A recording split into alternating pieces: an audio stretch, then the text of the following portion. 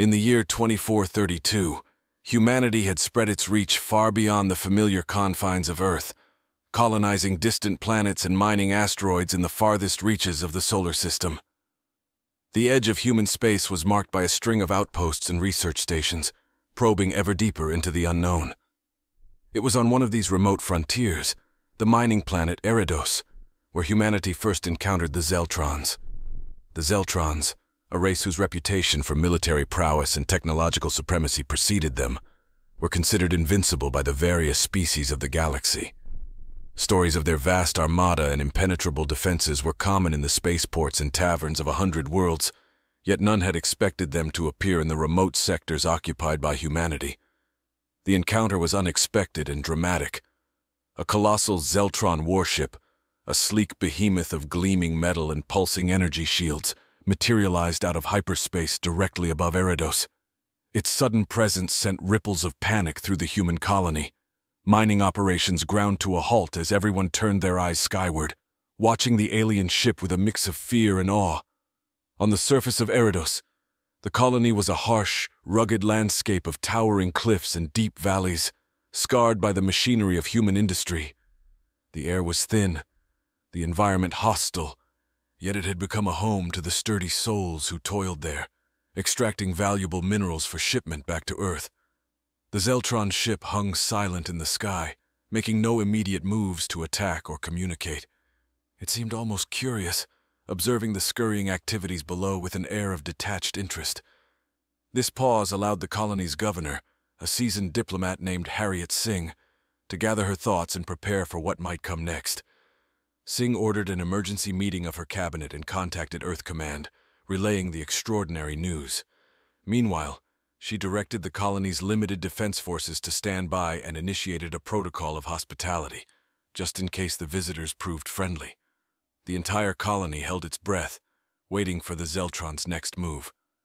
The first communication from the Zeltron ship came several tense hours later. It was a simple message, encoded in a surprisingly compatible format, indicating a desire to talk. Singh, aware of the historic nature of this moment, personally led the delegation that would meet with the Zeltrons. Under her lead, a team of diplomats, scientists, and security personnel boarded one of the colony's shuttles and ascended to the alien ship. Boarding the Zeltron vessel was like stepping into another world. The interior of the ship was a marvel of alien engineering, filled with luminescent panels and strange, humming machinery. The air was cool and crisp, artificially maintained by systems far advanced from anything humans had devised. The Zeltrons themselves were equally impressive. Tall, with shimmering blue skin and piercing yellow eyes, they moved with a grace and confidence that spoke of their advanced evolution and technology.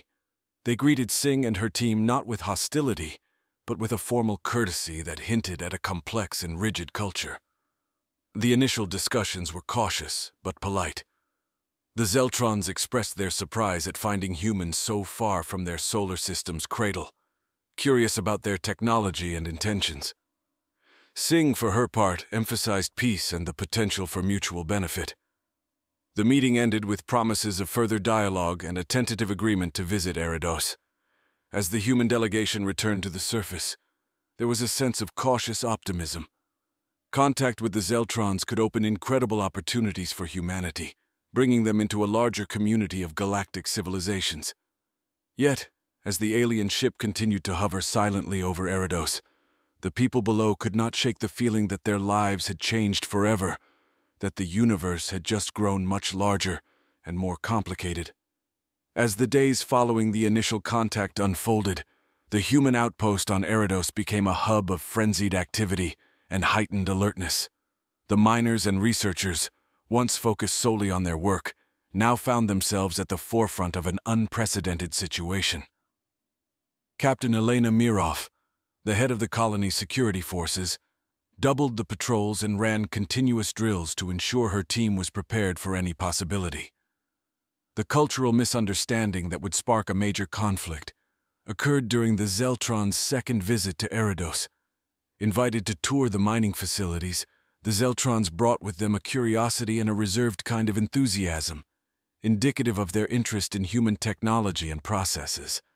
However, the stark differences between the two species soon became apparent. The Zeltrons operated under a strict code of conduct and communication, which relied heavily on formal gestures and verbal cues, alien to the more straightforward and informal human ways.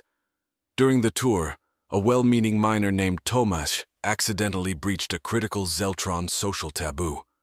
While demonstrating the operation of a mining laser, Tomasz clapped a Zeltron delegate on the back, a common gesture of camaraderie among humans. To the Zeltrons, however, physical contact, especially in a public setting, was a grave insult, typically reserved as a precursor to a duel or physical confrontation. The offended Zeltron reacted with immediate hostility, drawing a weapon, an action perceived as a direct threat by the human observers. In the ensuing chaos, shots were fired, and the Zeltron delegate fell, causing a diplomatic incident that escalated rapidly into a full-blown crisis. The Zeltrons, viewing the incident as a premeditated attack, withdrew abruptly, cutting off all communication with the human colony. Captain Mirov and Governor Singh scrambled to manage the fallout. They sent multiple communiques attempting to explain and apologize for the misunderstanding, but the Zeltrons, feeling betrayed and disrespected, prepared for a military response.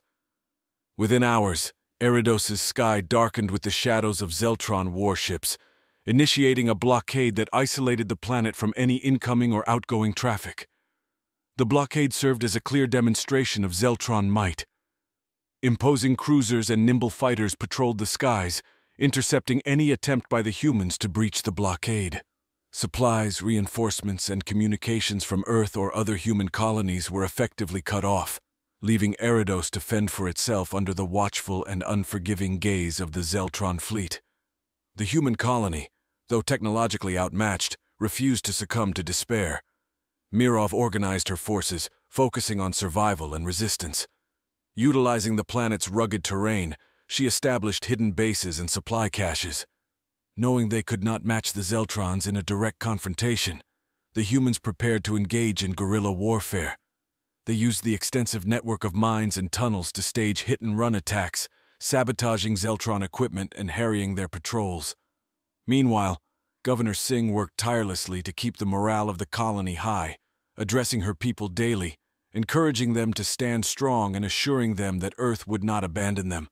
She emphasized the importance of unity and resilience, inspiring a sense of purpose and defiance among the colonists. The community rallied, their resolve hardening under the pressure of the blockade, ready to do whatever it took to survive and prove that humanity was not a species to be underestimated. As weeks turned into months under the stifling blockade of Eridos, the resilience of the human colonists was put to the ultimate test. Cut off from Earth and facing an increasingly aggressive Zeltron presence, Captain Elena Mirov had to innovate and adapt her strategies continuously. Guerrilla warfare became the colony's lifeblood, exploiting every possible advantage offered by the hostile and labyrinthine terrain of Eridos. Captain Mirov, having served in various hotspots throughout the solar system, applied her extensive tactical experience to organize effective resistance cells. Each cell operated independently, ensuring that the capture or loss of one would not compromise the others. These cells focused on asymmetric warfare tactics, conducting raids on Zeltron supply depots, ambushing patrols in the narrow canyons, and retreating into the network of caves and tunnels before retaliation could be organized.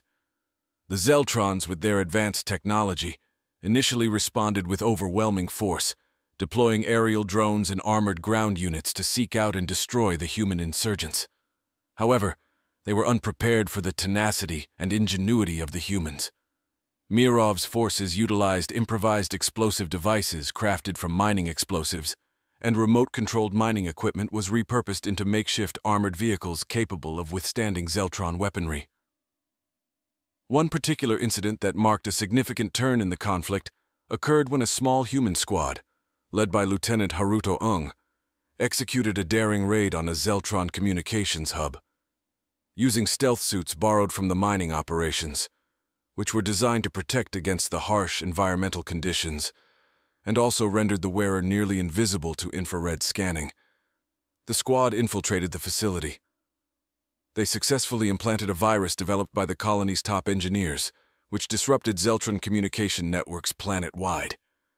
This caused temporary chaos among the Zeltron forces and demonstrated the human capability to strike at critical infrastructure.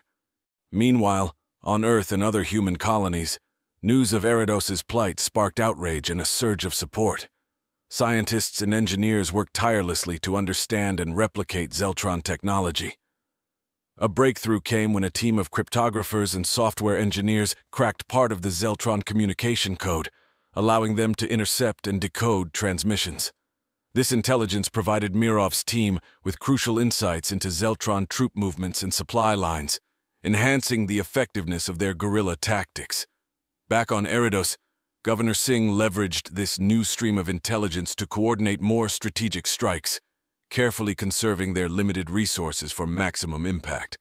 She also initiated a psychological warfare campaign, broadcasting intercepted Zeltron communications that revealed doubts and morale issues among the Zeltron forces back to them.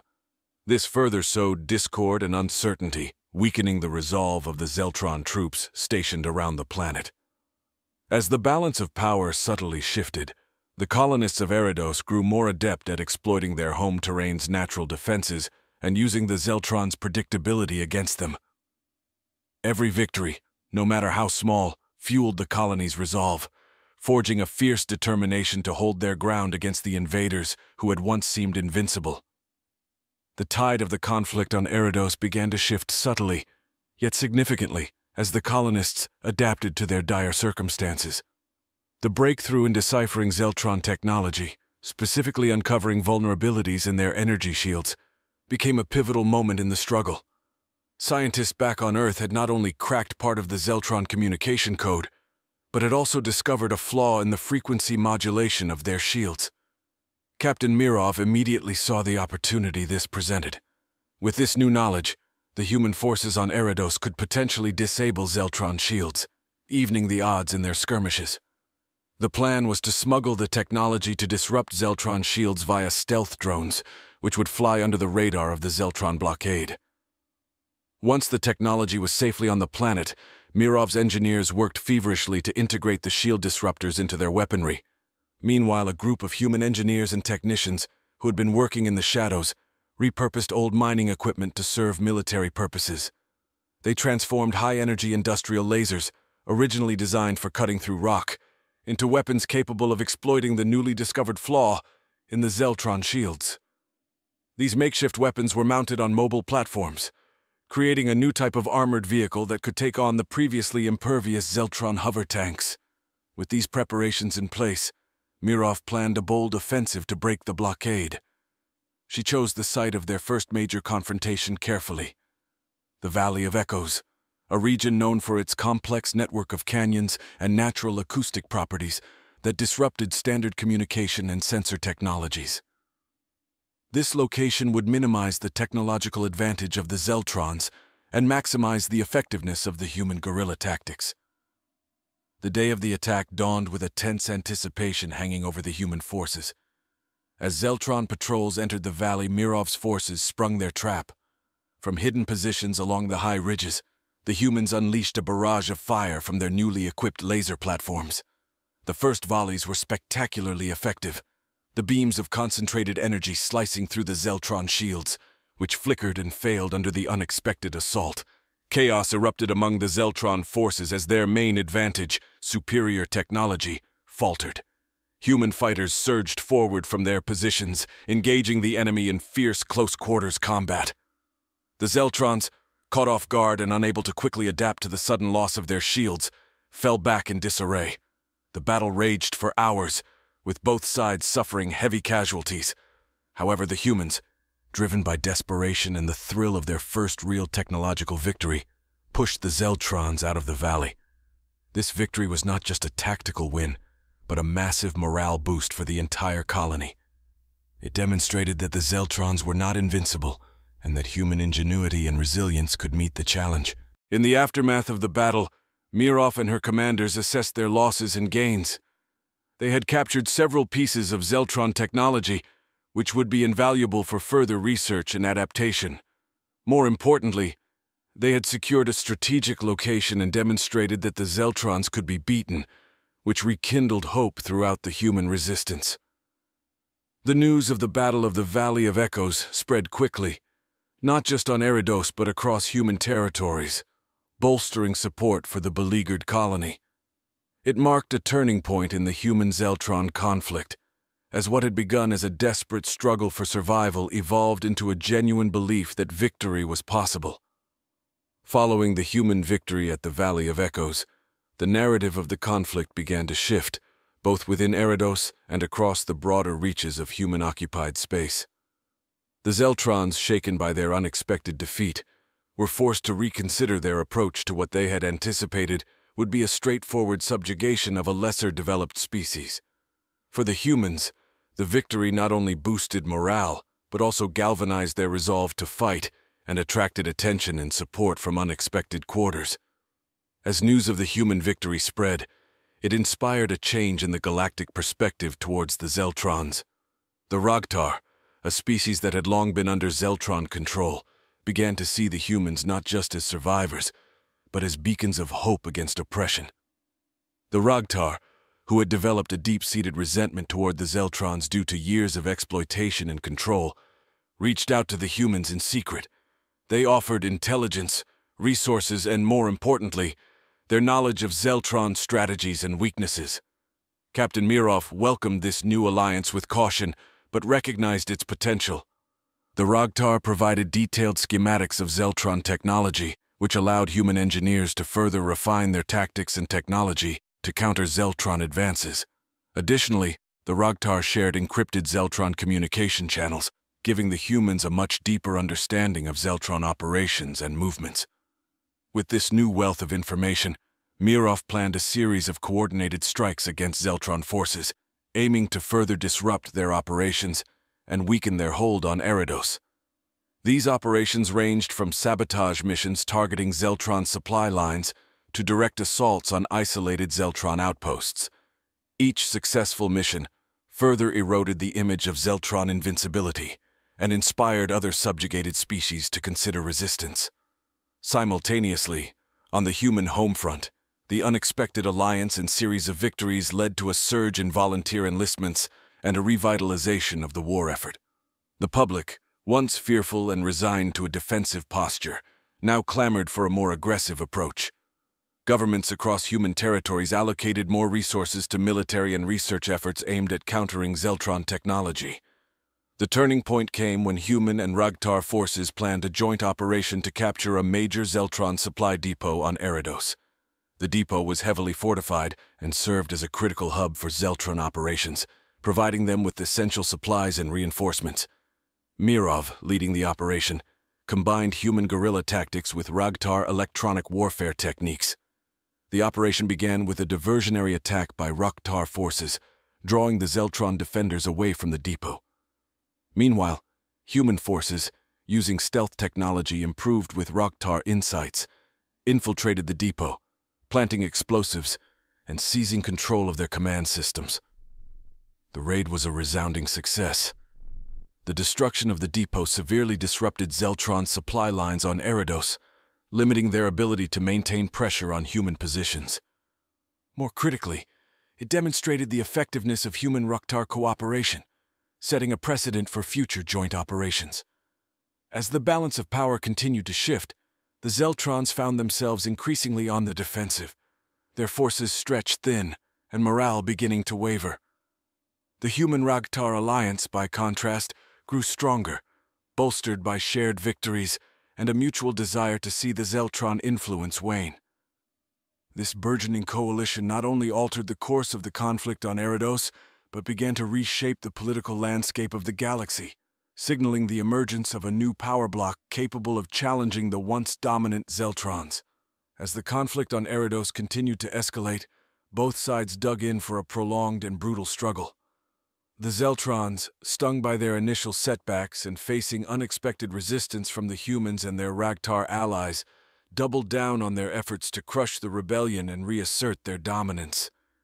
Meanwhile, the humans, emboldened by their successes and strengthened by their newfound alliance, prepared for the next phase of the war.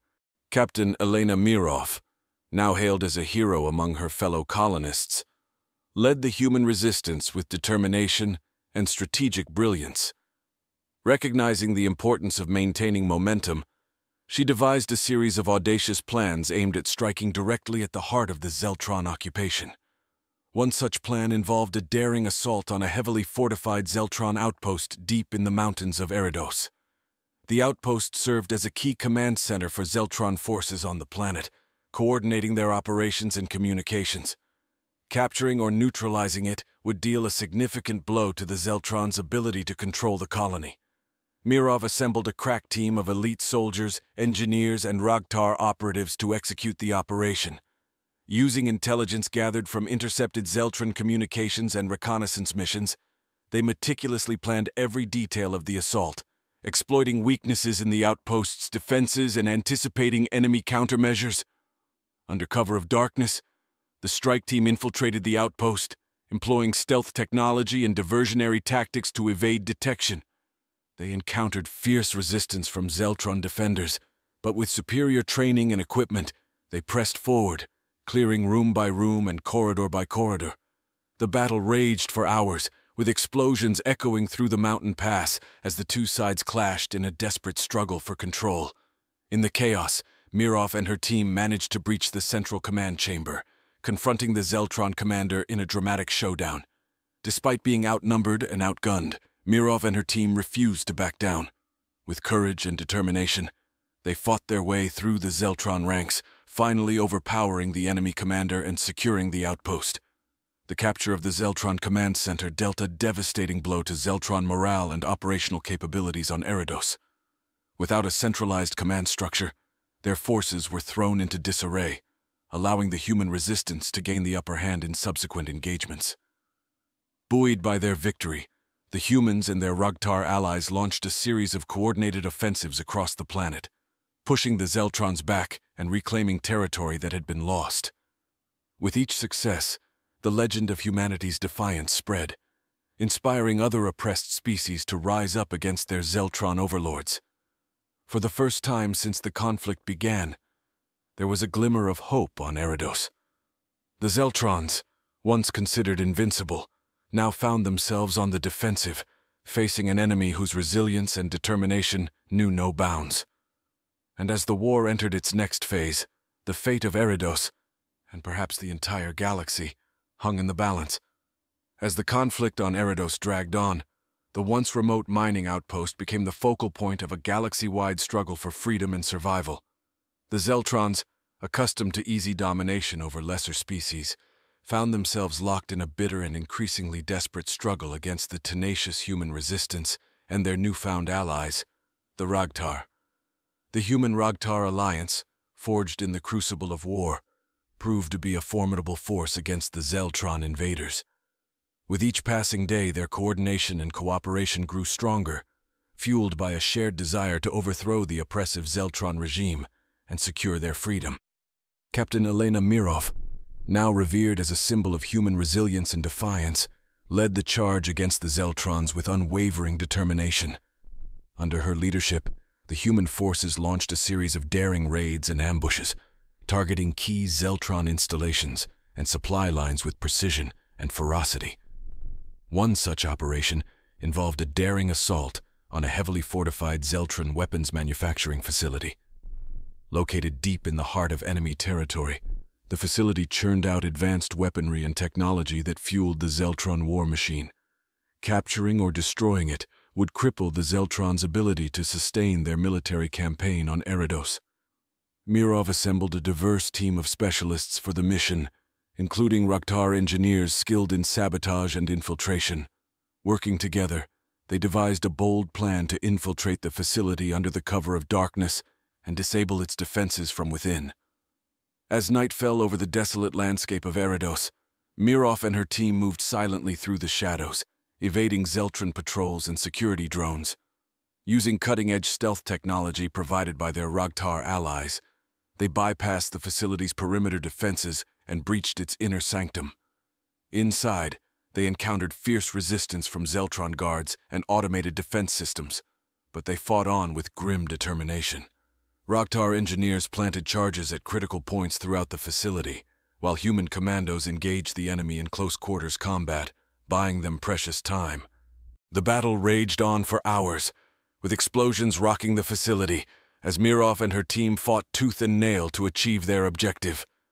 Despite heavy casualties and relentless opposition, they pressed forward, driven by a single-minded determination to succeed. In the end, their perseverance paid off.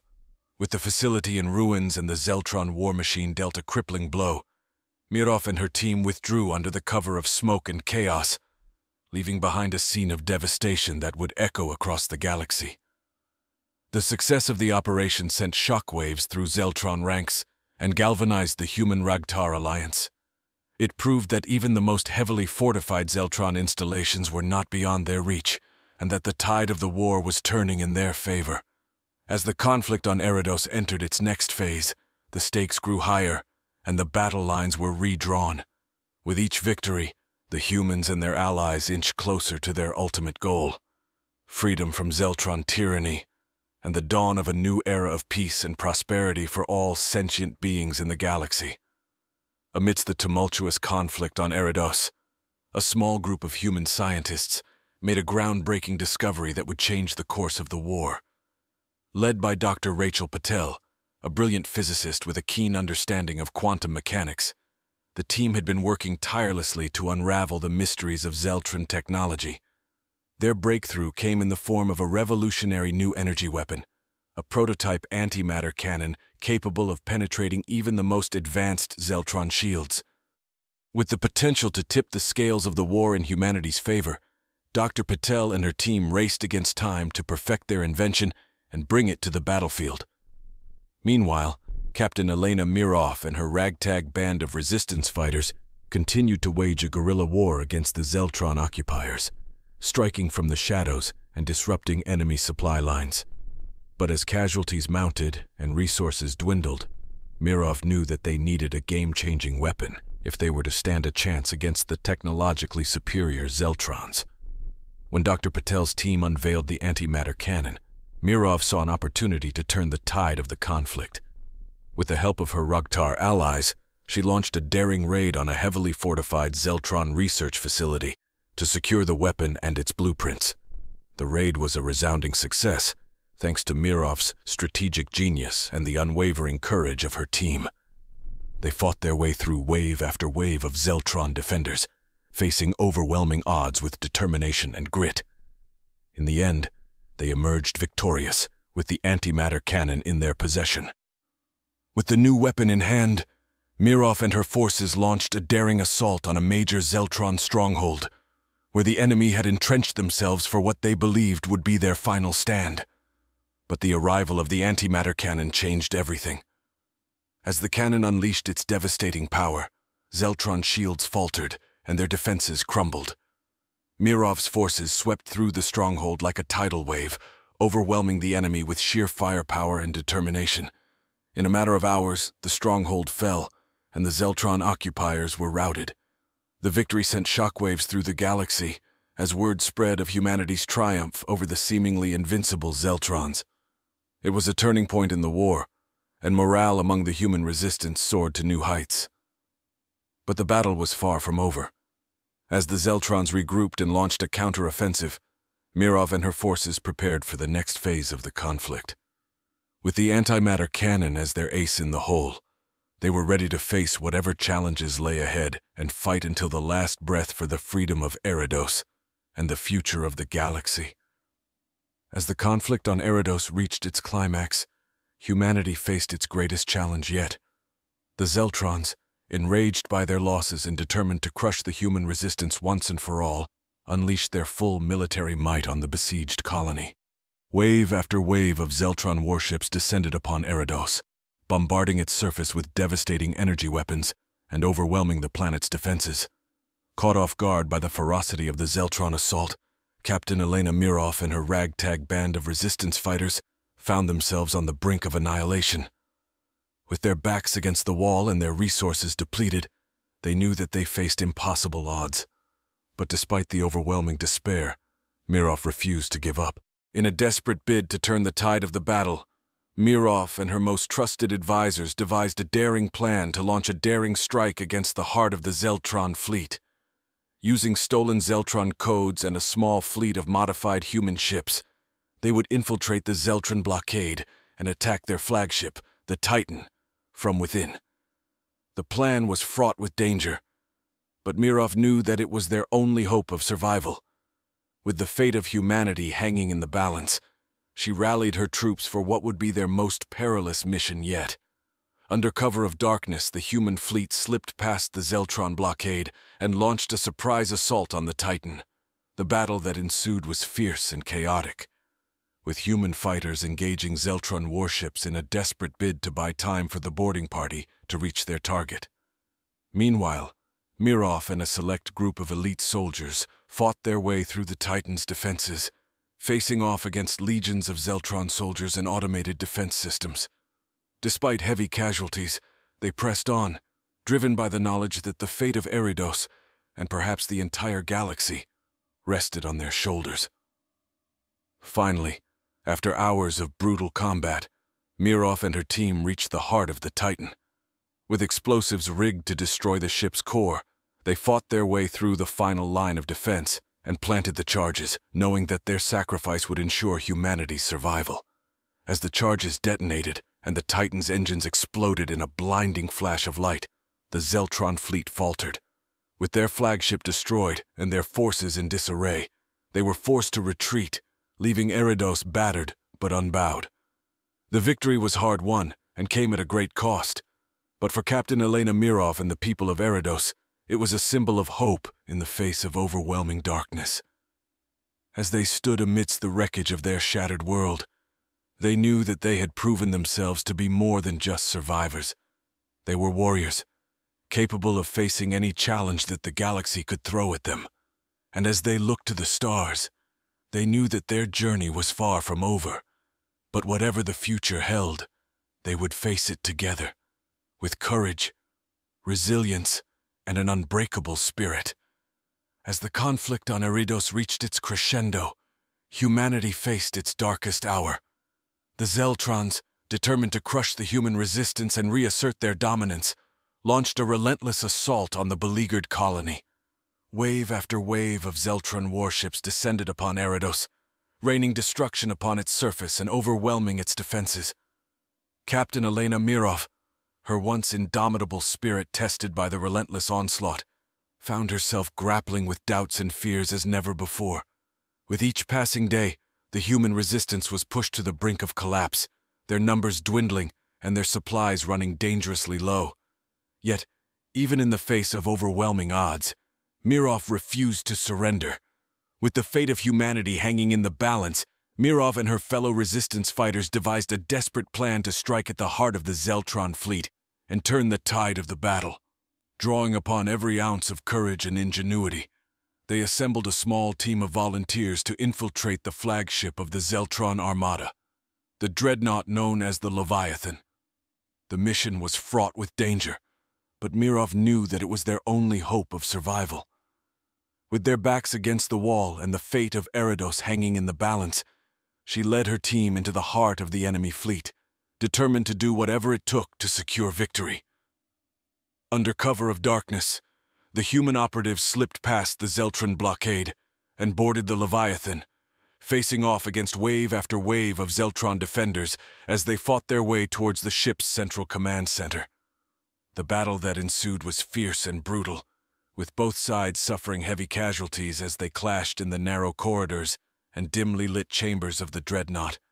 But despite the overwhelming odds, Mirov and her team pressed on, driven by a fierce determination to succeed.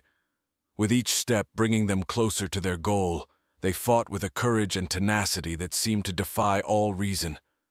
Finally, after hours of relentless combat, Mirov and her team reached the Leviathan's command center, where they confronted the Zeltron admiral in a dramatic showdown. With weapons drawn and tempers flaring, they faced off against their formidable adversary, knowing that the fate of Eridos, and perhaps the entire galaxy, hung in the balance. In the end, it was a battle of wills as much as weapons, with Mirov and her team refusing to back down in the face of overwhelming odds. With a final desperate gambit, they managed to disable the Leviathan's engines and send the ship hurtling towards the nearest star, where it was consumed in a fiery explosion that illuminated the night sky. As the dust settled and the echoes of battle faded, Mirov and her team stood victorious, their courage and determination having saved Eridos from certain destruction.